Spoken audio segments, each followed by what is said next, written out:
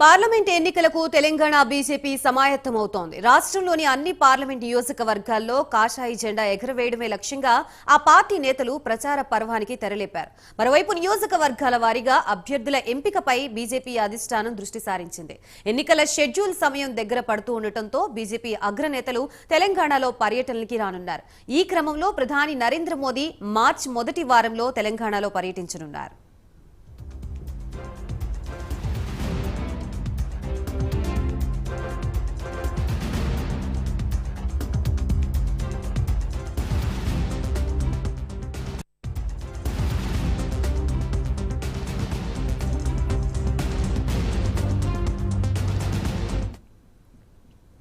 మార్చి 4, 5 తేదీల్లో ప్రధాని మోదీ తెలంగాణలో పర్యటిస్తారు. 2 రోజుల పాటు ఆదిలాబాద్, సంగారెడ్డి జిల్లాల్లో పర్యటించనున్నారు.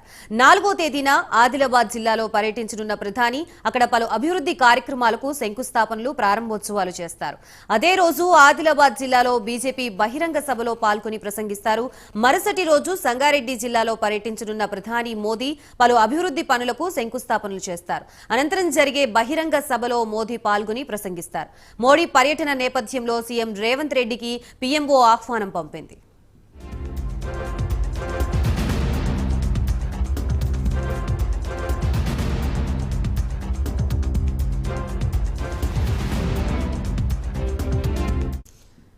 మొత్తంగా తెలంగాణలో ప్రధాని మోదీ పర్యటనకు సంబంధించిన షెడ్యూల్ గురించి మనకు మరిన్ని డీటెయిల్స్ అందించడానికి మా ప్రతినిధి సిరాజ్ సిద్ధంగా ఉన్నారు. సిరాజ్, తెలంగాణ రాష్ట్రానికి ప్రధానమంత్రి మోడీ రానున్నారు. మార్చి 4, 5 తేదీలో ఆదిలాబాద్, అదేవిధంగా సంగారెడ్డి జిల్లాల్లో పర్యటించున్నారు. ప్రధాని మోదీ మాత్రం అభివృద్ధి సంబంధించిన కార్యక్రమాలు, అదేవిధంగా ప్రభుత్వం సంబంధించిన కార్యక్రమాల్లో పాల్గొనున్నారు. అయితే మార్చి 4వ తేదీన చూసుకుంటే ప్రధాని మోదీ ప్రత్యేక విమానంలో హైదరాబాద్ కు రానున్నారు. అక్కడ నుంచి నేరుగా ఆదిలాబాద్ జిల్లా పర్యటనకు వెళ్తారు. అక్కడ పలు అభివృద్ధి పనులకు శంకుస్థాపన కూడా చేస్తారు. అనంతరం అక్కడ జరిగే బహిరంగ సభలో కూడా మోదీ ప్రసంగించనున్నారని చెప్పుకోవచ్చు. అయితే మార్చి 5వ తేదీన మాత్రం సంగారెడ్డి జిల్లాలో మోదీ పర్యటిస్తారు. ఆ తర్వాత తిరిగి అంటే ఆ సభ అయిపోయిన తర్వాతకి అక్కడ బహిరంగ సభలు కూడా పాల్గొంటారు.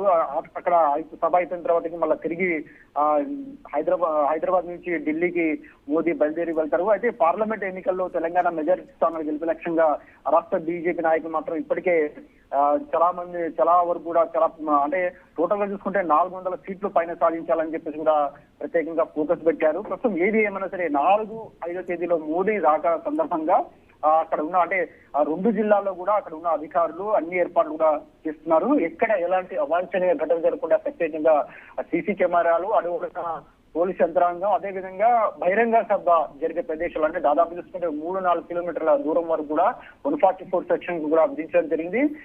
ప్రస్తుతం అయితే అంటే టోటల్ గా పకడ్బందీ, అదేవిధంగా భారీ బందోబస్తు నడుమ ఈ సభలు కూడా జరగనున్నాయి. ప్రస్తుతం ఏది ఏమైనా సరే మోడీ రాక సందర్భంగా మొత్తం అంటే అధికారులు మొత్తం అన్ని ఏర్పాట్లు కూడా ఏర్పాటు చేస్తున్నారు కూడా చెప్పుకోవచ్చు. Gayatri. Right, thank you Siraj.